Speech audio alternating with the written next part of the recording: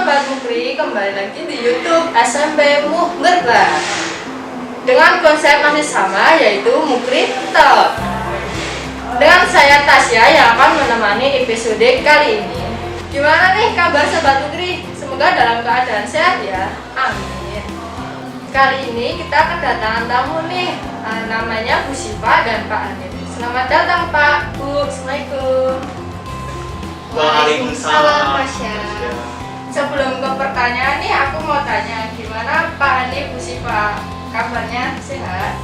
Alhamdulillah sehat.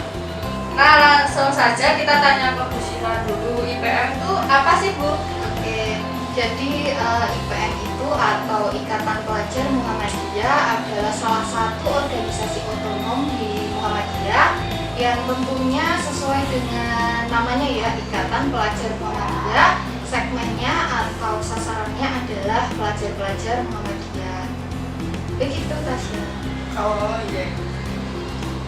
Oh iya Sobat Mukri, di sini kenapa kita undang beliau berdua? Karena beliau-beliau ini memiliki pengalaman atau pernah aktif di organisasi IPM.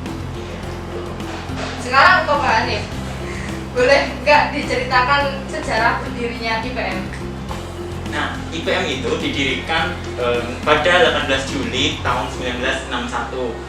Nah, itu saat konferensi Pemuda Muhammadiyah di Surakarta. Nah, sebelumnya itu jauh-jauh hari atau jauh-jauh waktu dari itu sudah ada obrolan terkait rencana pendirian Ikatan Pelajar Muhammadiyah. Nah, baru secara sah ketika di sela-sela konferensi Pemuda Muhammadiyah di Surakarta. Nah, IPM ini sempat berubah nama pada tahun 92 atau 1992 itu dikarenakan kebijakan pemerintah Republik Indonesia.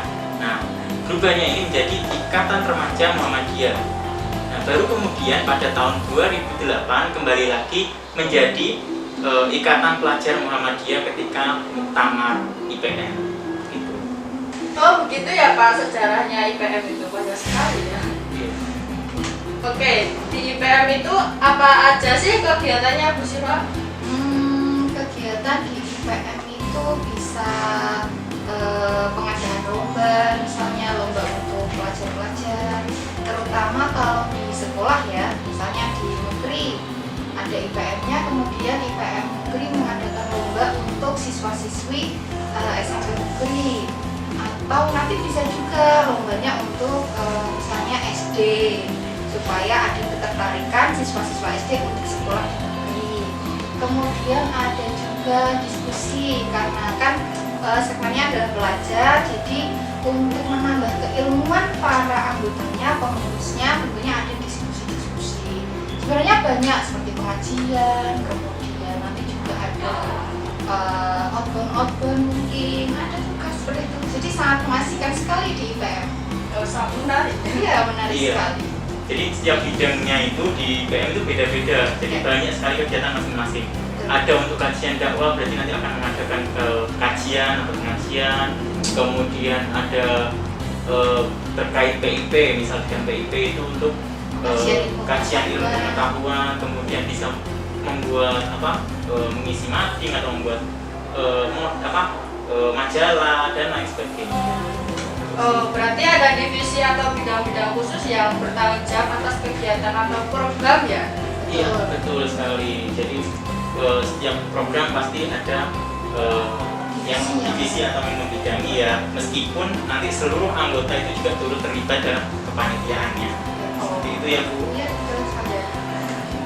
Nah tadi kan sudah disebutkan beberapa bidang. Mungkin bisa disebutkan Pak Hanif, Bu Syifa, bidang-bidang lain di IPM?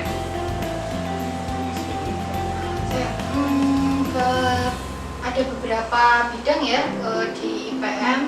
Contohnya misalkan untuk masalah keperempuanan biasanya ada Hikmawati. Hikmawati itu ya anggotanya nanti di anggota bidang tersebut hanya perempuan-perempuan. Kalau misalnya di sekolah berarti hanya siswi-siswi saja. Nanti kegiatannya ya juga tentang yang keperempuanan. Kemudian ada lagi advokasi dan kebijakan publik, itu biasanya lebih istilahnya lebih berat ya bidangnya, karena kalau misalnya di SMP biasanya nggak ada sih advokasi dan kebijakan publik, tapi biasanya kalau di IPM mungkin IPM wilayah atau IPM pusat ada advokasi dan kebijakan publik, itu menangani tentang ya advokasi tentang apa ya, penjaminan hak, kemudian kebijakan publik tentang pengkajian kebijakan-kebijakan yang bersangkutan dengan pendidikan biasanya kalau IPM. Nah, kemudian ada ASBO atau apresiasi seni budaya dan olahraga. Kalau di sekolah biasanya menangani tentang pelatihan untuk petugas upacara, kemudian juga mengadakan lomba-lomba, biasanya lomba kesenian atau yang lainnya. Betul.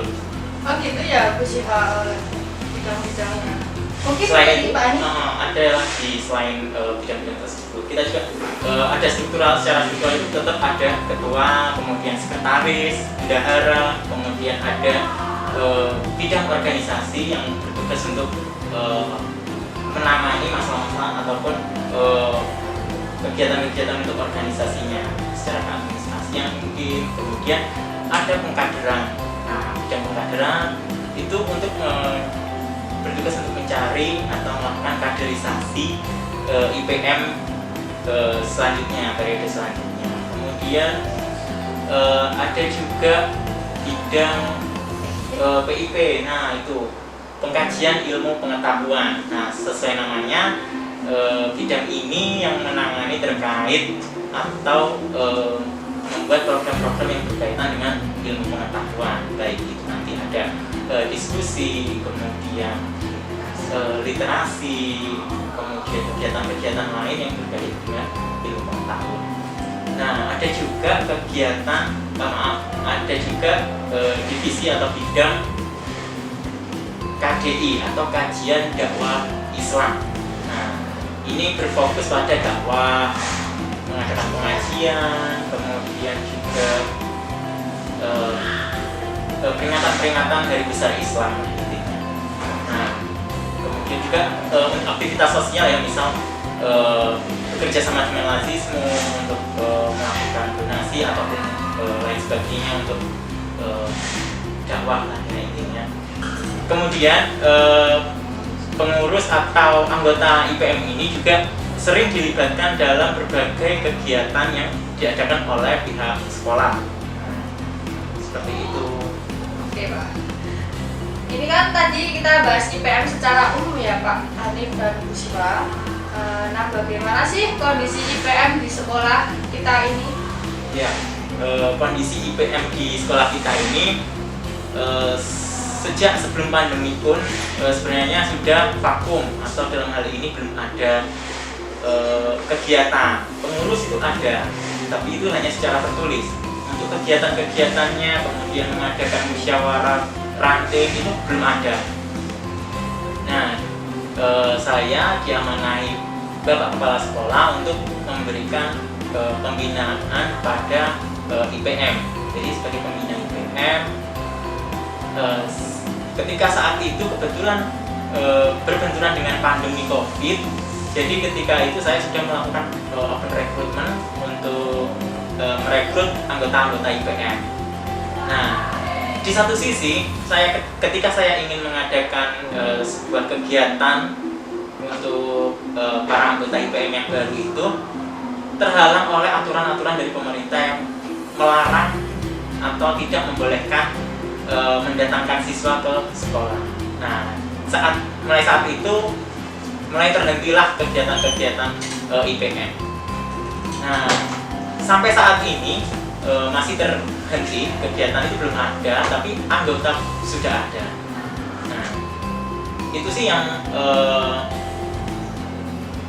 membuat vakum IPM di sekolah ini. Kapan rekrutmen pemimpinan ranting IPM di SMP Muhammadiyah 1 Merbah ini? Ya, untuk rekrutmen insya Allah dalam waktu dekat, itu juga tergantung dari kebijakan pemerintah dan juga majelis pendidikan. Apakah sudah diperbolehkan mendatangkan siswa? Ini berkaitan dengan pembelajaran tatap muka terbatas. Nah, ketika itu sudah berjalan, insya Allah saya akan segera menggandeng para IPM untuk melakukan rekrutmen kepada adik-adik kelasnya. Seperti itu Kak Tasya. Oke, baik. Ya, itu tadi obrolan terkait apa itu Ikatan Pelajar Muhammadiyah. Jadi, ayo sahabat Mukri, bagi yang berminat, segera gabung di PRIPM SMP MU 1 Berba. Oh iya, sebelum penutupan ada pesan-pesan nggak nih Pak Hanif dan Bu Sipa untuk penonton setia Mukri Talk ini?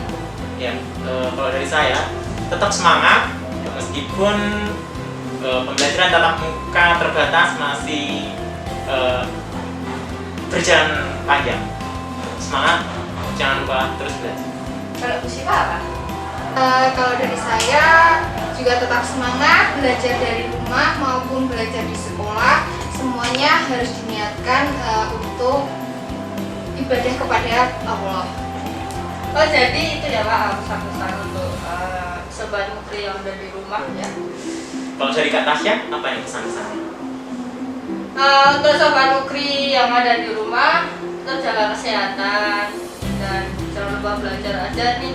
Soalnya kan yang khususnya untuk kelas 9 ya mau UN untuk melanjutkan jenjang berikutnya. Kita cukupkan obrolan kita hari ini. Berjumpa kembali di Mukri Talk berikutnya. Mohon maaf sobat Mukri bila saya salah dalam perkataan, mohon dimaafkan ya, namanya juga manusia, tidak luput dari kesalahan. Sekian dan terima kasih. Jangan lupa like, comment, subscribe, and share. Wassalamualaikum teman-teman. Ini tadi kan kita bahas IPM secara umum ya Pak. Nah gimana nih? Kak, Nah, boleh nih Pak, kan aku mau oh iya. Mah.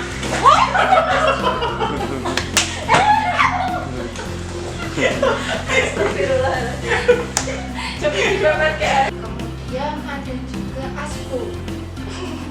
Cuma nggak bisa aku. Pak, Asbo ya asbo. ya tahan nafas dulu. Nggak mesti.